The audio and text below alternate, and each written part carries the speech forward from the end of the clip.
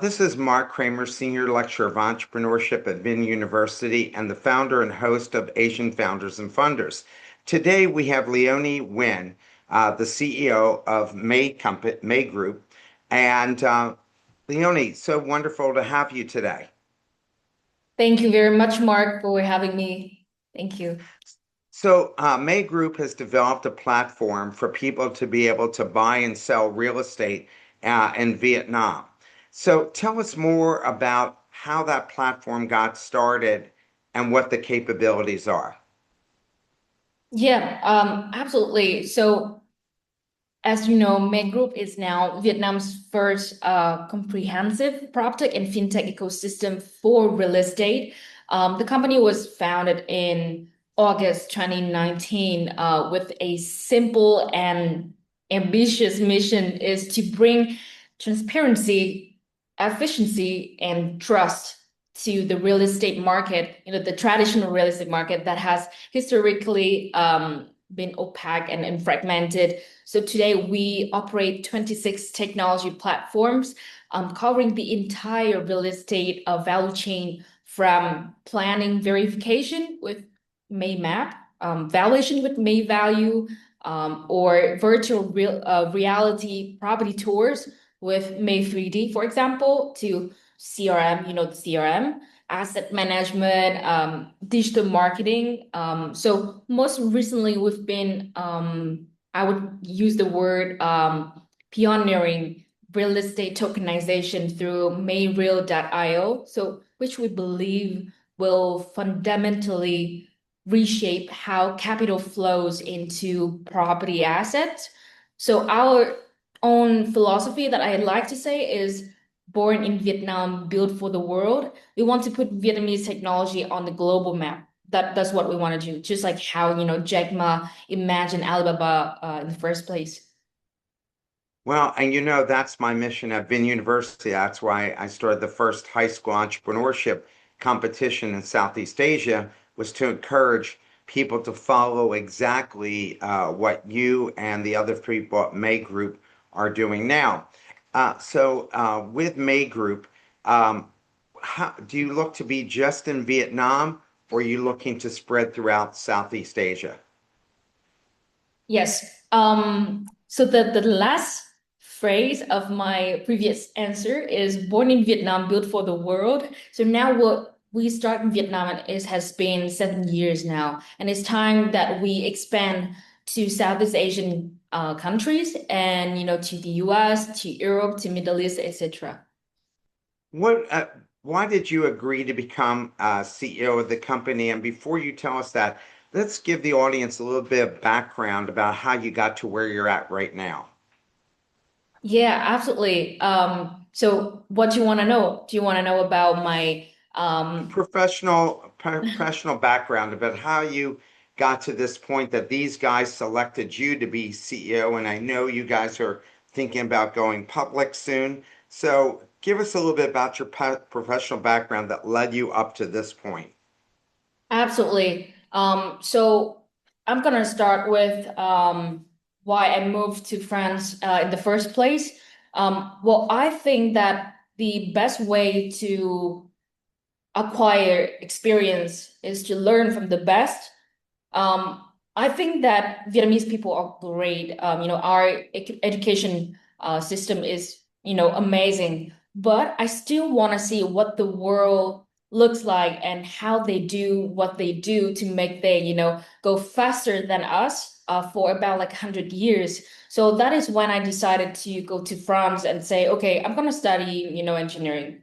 Um, I'm going to study, everything I need to know about technology because I think that technology is going to change the world someday. And well, that's how it is today, right? Technology came into the banking system. We have fintech, and it changed the entire thing. It came into how we do, the buy and selling of, the smallest stuff, and we have e-commerce, and it changed the entire industry, all the industries. So I thought, okay, so which technologies should I study? So I started with blockchain, then AI, then robotics, and I ended up, studying with Internet of Things as well. So when I finished school, um, I got Alstom, the group Alstom, and then Geodis offered me some postdoc. I spent years with Alstom and then Geodis later then. And then I thought, okay, well, I've been doing a lot of trading, since I was in university. I love cryptos and, I've been following a lot of different crypto projects. So I should become blockchain consultant for a couple of years to see.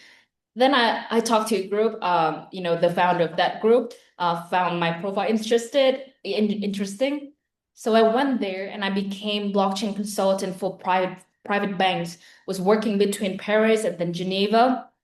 And I found that experience like extremely interesting. And then with that company, I started advising a bunch of, crypto startups across the globe.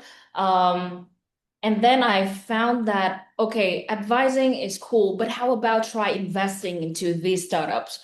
So I tracked down some venture capital firm to understand their investment thesis and how they scale projects. And I started doing the same thing on my scale, alongside some VC friends that I know in the industry. So I started investing in a few companies in Silicon Valley because we found some great opportunity back then over there, and some projects in Switzerland, and then some project in Asia. And that is how I grew my portfolio. Um, but then I thought it was not enough. I never ever, worked in a company, as head of that company to do a bigger mission. All right, I worked at Alstom, it's a big group. I worked at Geodis, it's a big group, and some other groups, but I was never ever, at the head. And when I say head, is the board of director of the entire group. I've never been, I've never done that job before. So I thought, okay, so how can we find that mission in France? Because I didn't have any attention to go back to Vietnam. So I stayed in France for a while and I started looking for that kind of mission while doing my own startup, which was in DePIN, so decentralized infrastructure network. Basically, we were in the AI field at that time. So when I was doing that startup, I kind of looked around in France and Europe for that kind of opportunity, but none showed up. And then when I decided to go to a blockchain event, I met this team. And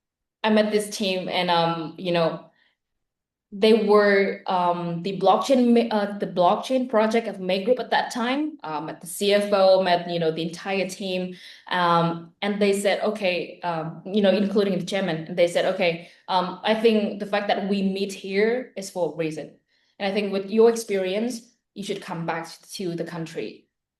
And the chairman even said to me that, okay, Leonie, I know you're good with whatever you're doing in France and, around the world, you travel a lot, whatever, but you are Vietnamese.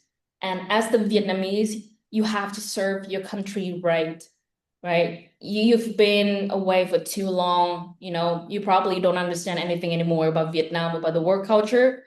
Now it's time to go back. And then I took that personally, and I really, really thought about it for like a month. And then I decided to go back to Vietnam, and that is how, my adventure at May Group started. But I started working with May Network, which is the blockchain project of May Group. I started working as advisor only, and then, advisor part-time, and the other part-time, um, I tried to understand more the Vietnamese working culture, and try to get my Vietnamese back because I didn't practice Vietnamese for like a long, long time. And I found it difficult to use some technical words in Vietnamese. And step by step, from advisor of the blockchain project, I became a chief strategy officer of the entire group of May Group, because I realized that I have so much to offer. I can help these guys in literally anything that they are doing, from sales, marketing, technology, anything I learned before overseas. I'm happy to bring them back here in Vietnam and to help this group grow. And that's when I became Chief Strategy Officer. And then the company told me, okay, we want to go public. And they said that, and that is when I started to pull over all kind of strategies regarding this part. I mean audits, the structure of the company and how exactly do we go from 1 to 10, because we already went from 0 to 1. Um, and a few months in, I really showed them what I can do and how I can lead the team at May Group to, achieve the common vision and mission. And that's when the chairman decided that, okay, she's gonna take over. She's gonna become the CEO. And at that time, I wasn't even ready. I didn't know that he's gonna make that move. So I was like very nervous for the first week. But then I said, okay, well, we only live once, right? He said to me before, I have to serve my country right. And the only way that I can do that is make this company bigger so that we can contribute directly to the GDP of Vietnam, just like how V Group did, right? You guys are representing like 2.5% of the GDP. That is huge. And we want to do the same thing. So that is why I said, okay, buckle up because we're gonna go on a very, very interesting journey. I hope the Wow, answer how was big not very long. how big is May Group?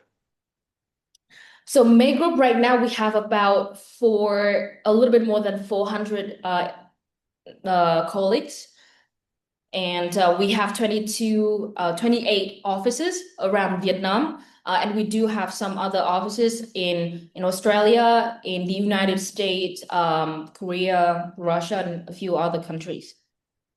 And so your background in technology and finance, especially since they're looking to go public, was the perfect combination for them because you're able to talk to investors in a way that they'll understand, but answer technological questions as well. So, Yeah. and you're Vietnamese, and I think that also helps sell people about it. And you're looking to go public on the NASDAQ, is that correct? In That's the correct. United States. What's been the best part of being CEO of the company, and what's been the most challenging? Wow, this is a really good question. So the good things of being CEO is that first of all, I know what I can do. So I know that my team can be dependent on me and my partners can use me as the gateway to the company. And also, everything that I say, it's not some bullshit because it's the voice of the company and my partners really know that and they appreciate that. So the challenge for me is not the challenge of being a CEO. I've done a few startups before. It's just not at this scale. I would say the work culture is very, very different between the Vietnamese work culture and the French one or international one. We're trying to build an international work culture, so it takes time. The mindset is something that you cannot change. Like just like that from day one to day two. So we're working on that, and I think since we have a vision so big that sometimes people have doubts, and I think it's totally understandable and I try to help them. But I think the hardest part is not about the process, not about managing people, but to manage the expectation and the mindset of the people. I think, yeah. So, what's the difference between working in the Vietnamese business culture and the French business culture? Yep. That's a good question, but that's also uh, a sensitive question. So how can I answer to this one? Right. So when I was working in France, well, we basically just like, we're all friends and families. Like even if we're so big, we're still friends and family. But we have boundaries.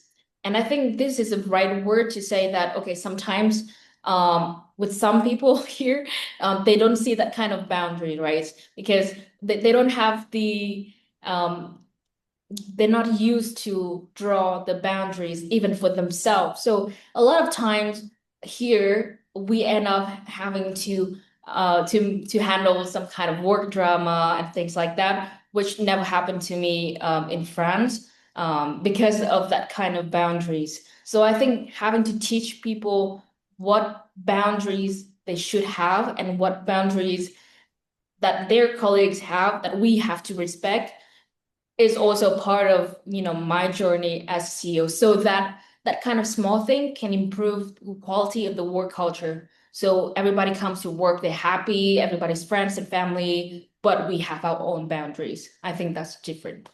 Is that personal boundaries or is that professional boundaries or both? Like, can you give a small example of this so people understand? Because I think one of the things that we try to teach at VinUniversity is the diversity of culture, and that the only way you can succeed on a global level, and that's what we're trying to develop, is unicorn companies. I'm working on a national unicorn launch pad for Vietnam, and that means understanding beyond the Vietnamese culture because you're going to be working with people from all over the world. So describe give an example of the differences.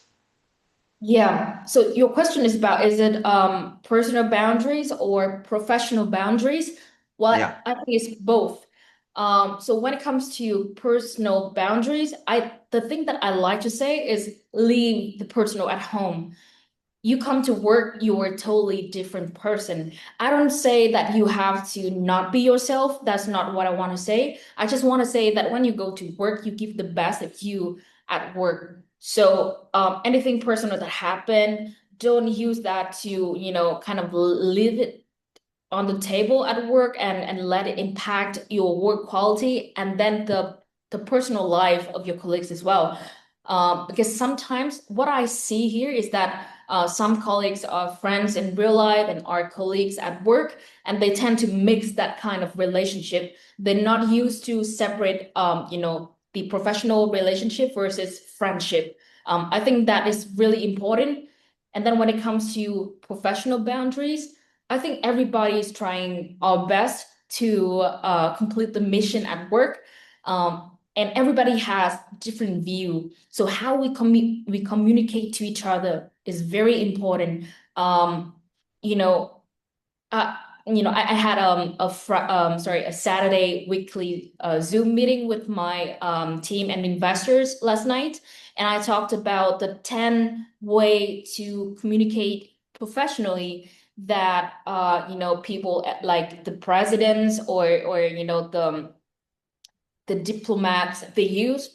I talked about that, and I talked about that a lot at work as well. We have to be professional, even though some people say, "But I have to be myself." Yes, you can be yourself, but you can also be professional at the same time. So respect how people work, and you should give your advice or your feedback in a way that is so professional that they cannot say that you are saying bullshit things, and it will not lead to work drama after that. So I think it's both. Yeah. So how much can you actually like? Do you have to adapt more to the Vietnamese culture than them try to adapt to how the French run businesses? Or do you try to impart the best of what you learned in France and adjust the Vietnamese business culture in order for them to scale up and become a global company? Because you were investing in global companies, and so you have a perspective about what it takes to succeed. Absolutely. Well, I think that if we stay a Vietnamese business, it's on me to adapt to the culture. It's on me to adapt to the work culture and try to improve it in a way that still preserve the Vietnamese working culture. But when you look at big corp in Vietnam or international companies that base in Vietnam, we still have that Vietnamese working culture or Vietnamese culture in general. But is merged with the international mindset, international way of working. Um, and for May Group, we're not staying a Vietnamese business forever.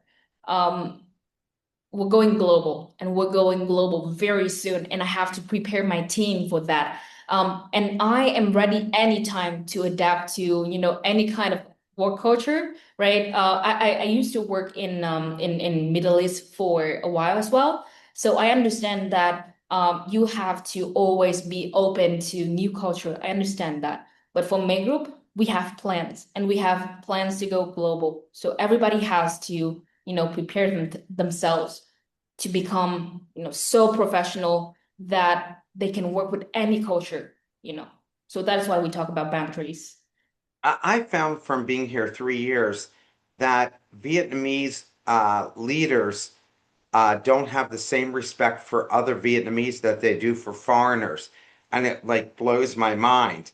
And so, have you found similar? And I wonder why that is. That if a foreigner says something, it has much more carries much more weight, especially white foreigners, if they say something.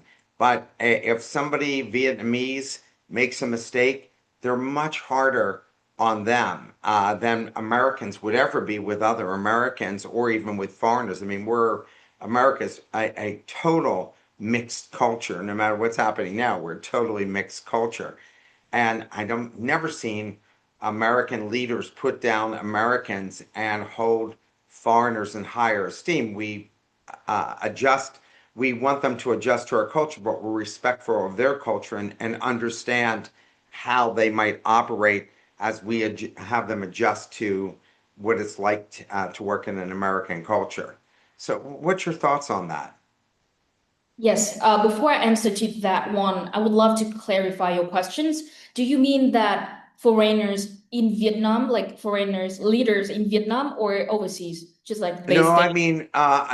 Vietnamese leaders tend to not treat other Vietnamese as well as they treat foreigners, and which blows my mind that they don't have the same respect for them or they're harder on them, and maybe they feel like they have to be harder on them to get them to rise to a higher level.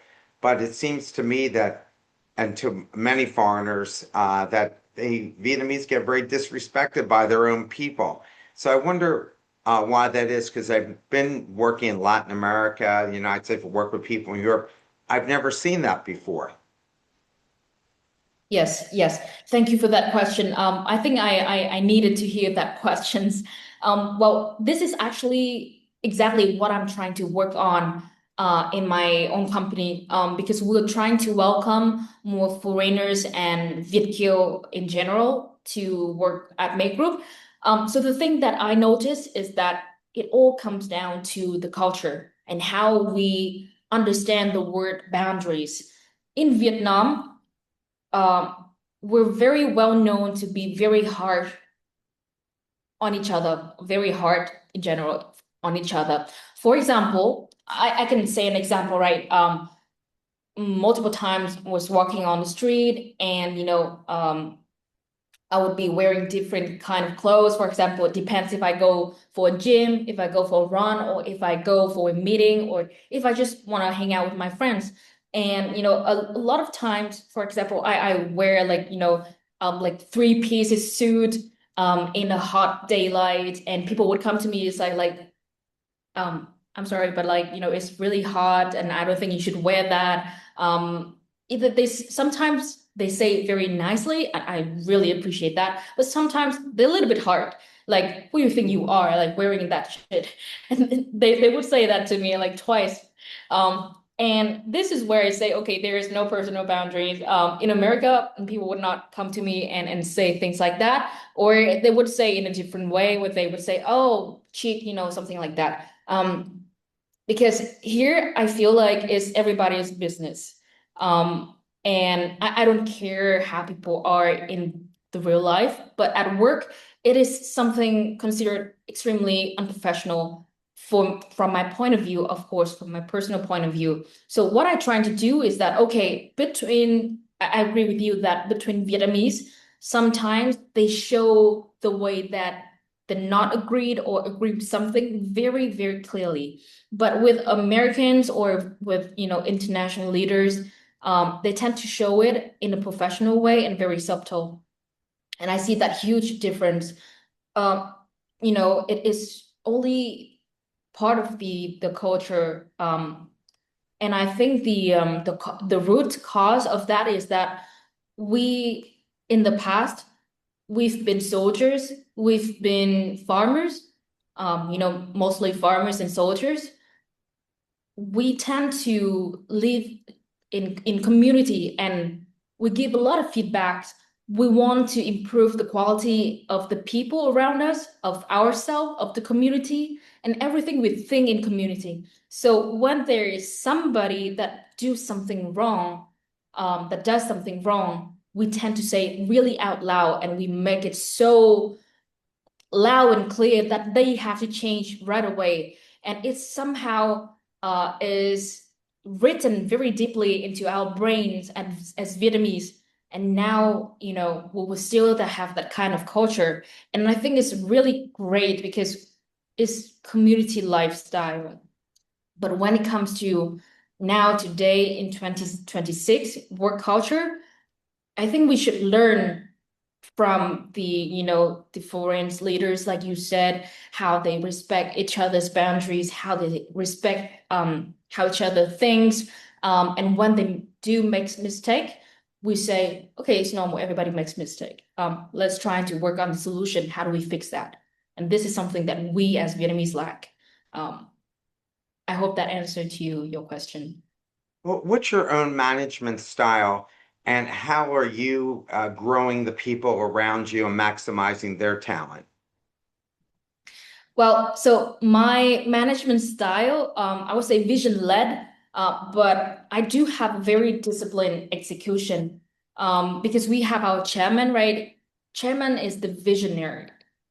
And I tend to set clear North Star, where we're going, why it matters, what success looks like, and what exactly do we have to do. And then I trust the cable leaders, the managers, to find the path and to lead their people. And if they don't find it, I'll be here. I'm ready to, help them one on one, to help them take the lead, to help them find the right strategy. And I'm a big believer in international BSC KPI management standards, because they create transparency and accountability without micromanagement. And I try to be present in strategy and culture, and absent in day-to-day execution. And I also believe that, I also believe in demanding and supportive, at the same time. So high standards, but also high investment in people's growth. I would say I'd rather lose battle than to break a person. And what I like to do is I like to show people examples of how other work culture, other countries, other leaders would do in the same kind of situation, so that they understand that, okay, it's not the end of the world. We can still fix this. Because sometimes as Vietnamese people, sometimes they can get really, really, really nervous. Yeah. So, for yourself, what are you working on? Because you're still a young professional. You've risen up to be CEO of a company that's pretty substantial. What are you working on to be better yourself as a leader and a manager?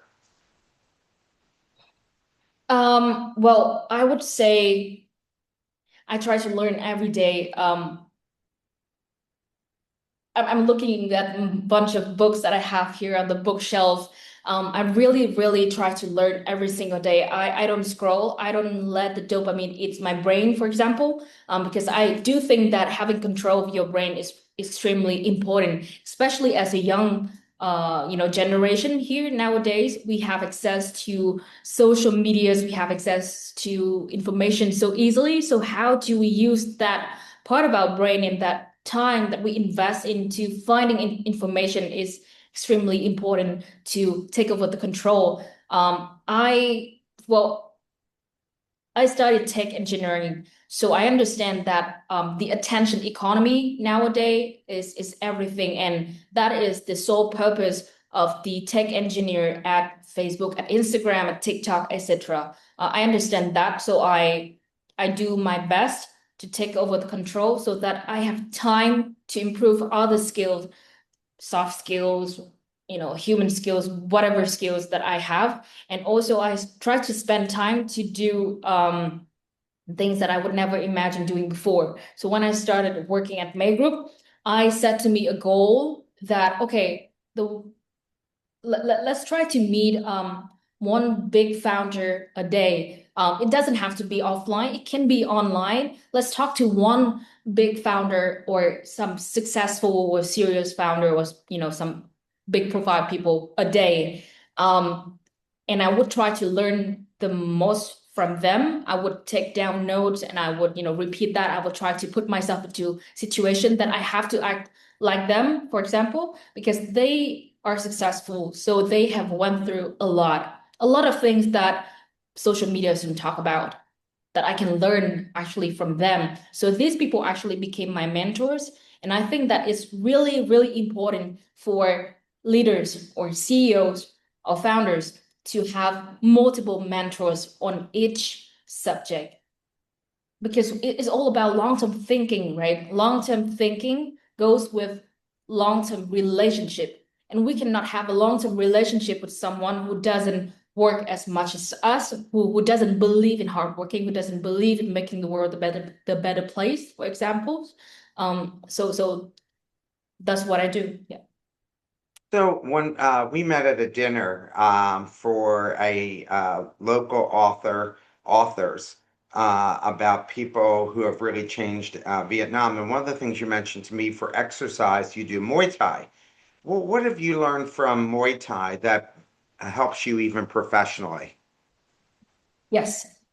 So first I wanted to do Muay Thai just because I want to find a way to, give out my stress. Right. But then with Muay Thai, I learned that you always have to be vigilant, like all the time. One wrong move can break your leg. One wrong move can give you like some blessings.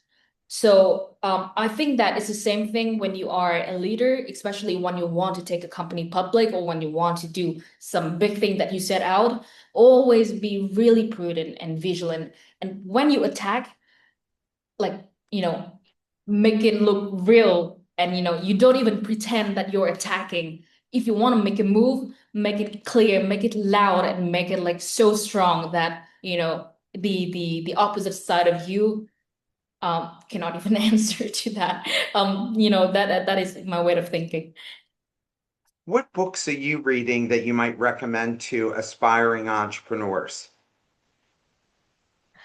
Well, I read a lot of books, but lately the thing that gives me the most of of thoughts is something that maybe you guys have read. Or we can talk about rich dad, poor dad, or thinking big and things like that. But there's one book that surprisingly amused me is the Elon Musk bio. I think it's like By so. Walter Eisenberg? Yes, yes, Yeah, exactly that one. that book is You've read amazing, that. right? Oh Yes, yeah. Yeah, I loved I've met that. him before and I've read all his biographies. Wow. Um, uh, but I do like that book because everybody has a lot of assumptions about how Elon Musk became successful. And I think what I liked about that book was, first of all, he's self-made. But a lot of people say, oh, his dad was rich, but his dad made some money here and there, but blew money as well. But Elon Musk really learned how to be an effective leader. And we might not like his leadership style, but he learned to be an effective leader by playing strategy games. And so to him, everything is a game. And he applies strategy ways. He wins some, he loses some, but clearly he wins a lot more than he loses. Even the lesson learned from us about Twitter when he reduced the workforce by 80%, and yet Twitter still works. Yeah, I mean, what's been 3, 4 years, and Twitter X is still working. So I found it very interesting because I run another podcast called The Best Business Minds, where I interview business book authors from around the world.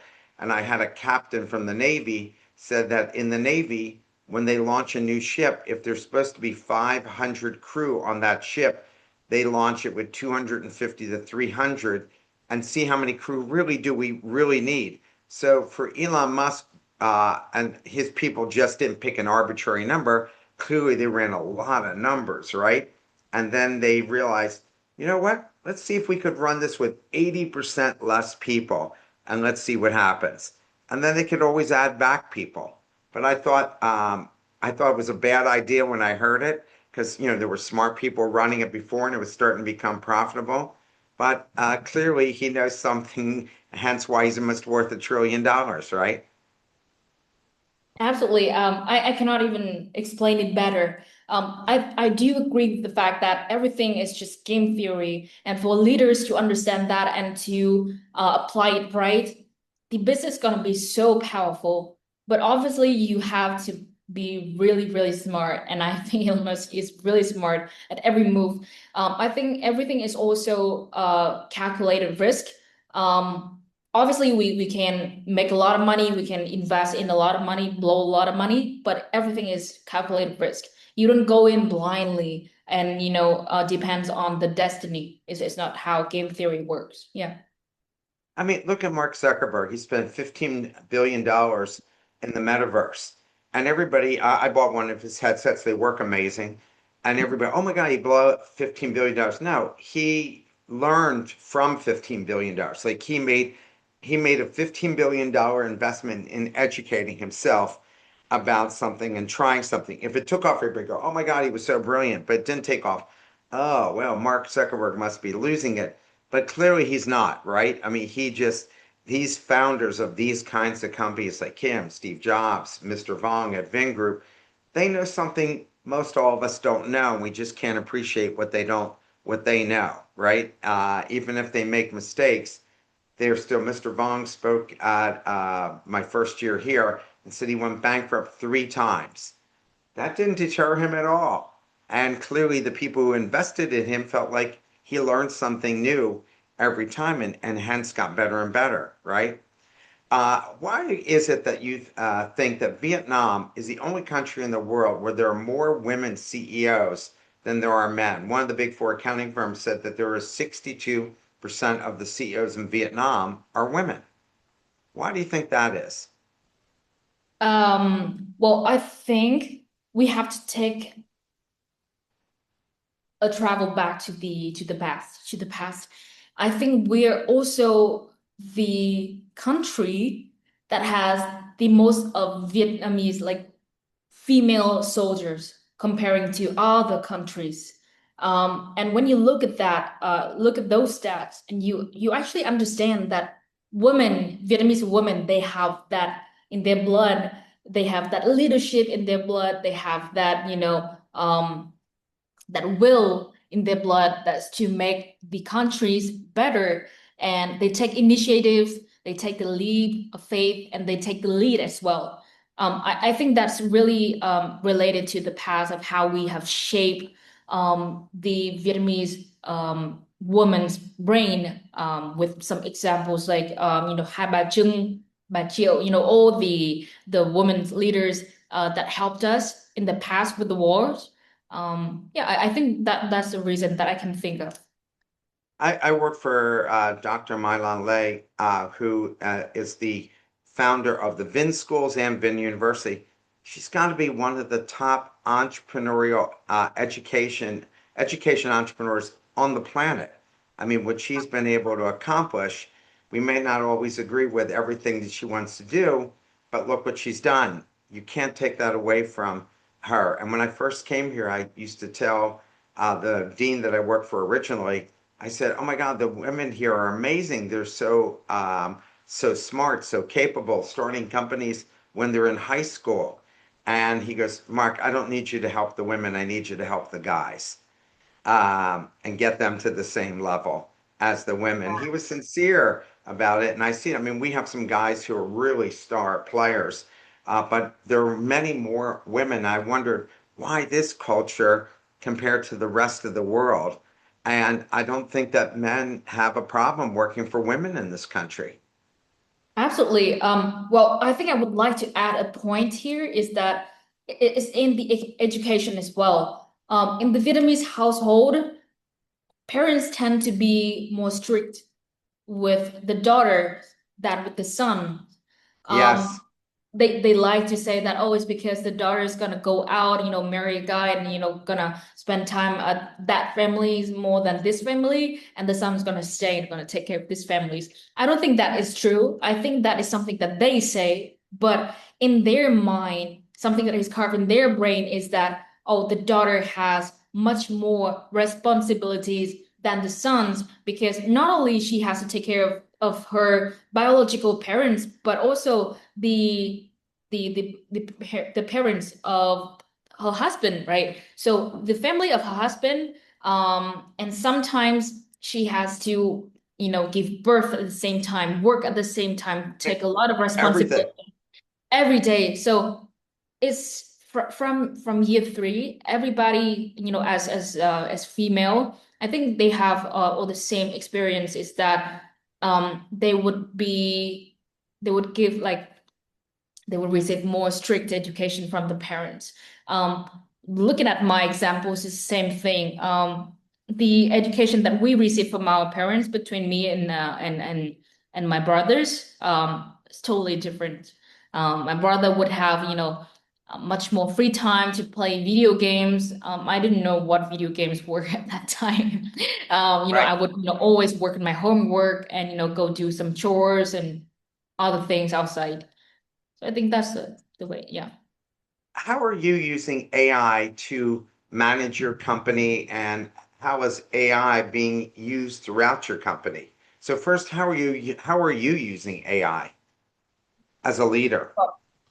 Yeah, I think this is very good subject. I like to use AI all the time. Now I don't even type. I just, talk to the keyboard. And sometimes I brainstorm with my keyboard, and it's because my keyboard has, some AI apps with it. So it understands the way I work. I train it before. So it would write down in a very logical way, even though I speak, it could be in Espanol, in French, in English, in Vietnamese, whatever. And it would help me to make a logical way of notes. That's one thing. And I like to use GenSpark as AI agent, and I like to use Claude. And I also, use AI in everything. I do have AI agents in productivity. I have a AI agent in design, even because I like to do my own design to compare with what designs that my design team has came up, for a new campaign, for new website, new apps idea, whatever. I have AI agents in data, in marketing, in engineering, in finance, in operations, in everything. So AI is like really, really essential in my everyday work. And I'm trying to teach the same thing to my colleagues. And I think my colleagues does use AI a lot too. Yeah. That's great. So, as you are growing this business, and what kind of people do you look to hire? What's the criteria for the kinds of managers you want to bring in? Because different people fit in at different life cycles of the business. Not everybody can go from 0 to 1,000 or 5,000 or whatever. Some people are great in the beginning because they're very hands-on and actually don't know how to just set objectives and let people run with the objective, which is what's essential in growing a large company that you're trying to grow. So, what's the criteria for the kinds of people you like to hire? Yes, absolutely. Well, I think there are three things actually that I like to look at. First of all, is character. Character is the first criteria that I look at. Curiosity, and then it comes to capabilities. So character first. Why is that? Because I think skills. can be taught. You can learn from somebody and you can learn skills very quickly. But integrity cannot be taught. And I look for people who do the right thing when no one is watching. And the second thing is curiosity, right? Curiosity is because the real estate and technology landscape changed faster than any job description. And even we talked about AI, right? AI also changed so fast that you wake up one morning and it's already on the next level. And I need people who teach themselves continuously. Capability third is because it's proven ability to execute at high level, ideally with experience in environments where they had to figure things out without a playbook. So beyond that, I look for people who want to build something larger than their own career, than their own personal wants and needs. And at Maybrook, we like to say that we're not building a company, we're building a legacy. So the people who light up when they hear that are the ones who thrive here. So that's how I like to look at things. So, any final suggestions to young people who might be watching this about how they can grow their career, especially in an AI era when they're reading every day CEOs talking about getting rid of people because AI can do these functions? I think what scares especially students and parents is not that they're using AI to improve the skill sets of people, but just as a cost measure and to improve their own company's profitability or to give themselves uh, bigger compensation for this. So, what's your advice in the AI era in order to compete? I think you've said it, Mark. If you don't learn AI, people who master AI will replace you. It's not that AI will replace you because you can always upgrade your knowledge and everything and upgrade your skills. Maybe you don't do this today, you can do that tomorrow, etc. What I like to say is about soft skills that people should need. People should learn and people should think that they need to learn right now. It's not always about technology because today is AI, tomorrow is quantum computing, the day after is going to be something else. So if you Right. don't have the foundation, you cannot learn, you cannot adapt yourself to the future things that are coming, and we don't know what's coming. And I think that, well, first of all, curiosity, as I mentioned earlier, is really important. And there's this equations that I like to talk to people about is curiosity times confidence. This is something that, when you have it, you have a lot of other things. You can learn anything quickly about the top people of the world. You can become part of the network and you can leverage yourself. And that is also the soft skills. And I want people to understand more about risk. Risk is, underrated. If you know about risk, if you know how to manage risk and you know how to calculate risk, you can calculate rewards. And I think that is something else that is more important than about, how to use AI in daily life or how to adapt with the AI area. I think young people know that. I think young people understands that in the technology era, if you just know how to use Excel and you just know how to use Word, then you're not going anywhere. I think they know that.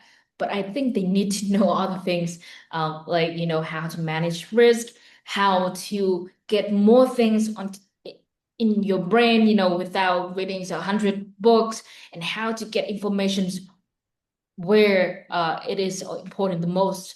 That is more important than what we're trying to answer here.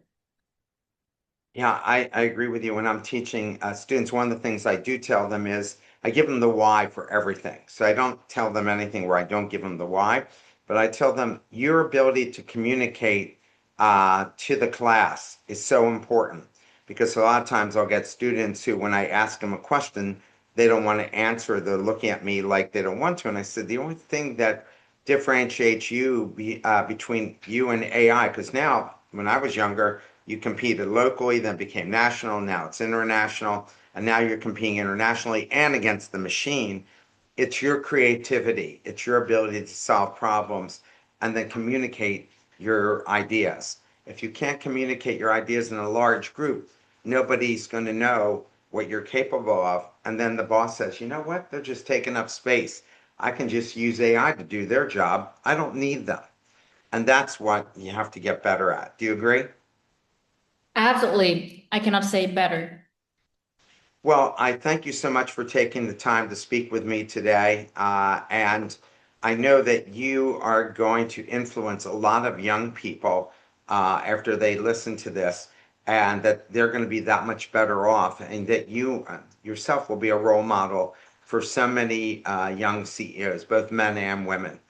So thanks for coming back to Vietnam and for learning what you've learned on a global basis and bringing it back here, because Vietnam only has four unicorn companies out of 100 million people, and Israel has 150 unicorn companies for 10 million, and Singapore has 34 unicorn companies for 5 million. So Vietnam has a lot of upside potential, and certainly you're going to Absolutely. help that. Yes, Well, thank absolutely. you so And much. thank you. Thank you very much, Mark, for having me here today. And I think this podcast is really important. I think it's extremely necessary that you have this line of podcast. I think when young people listen to this and they listen carefully, they're gonna, extract so much value that sometimes reading a book cannot give, this kind of value. I think this is what you're trying to do with with the Vietnamese folks, and I really appreciate that on behalf of the Vietnamese people. Thank you so much.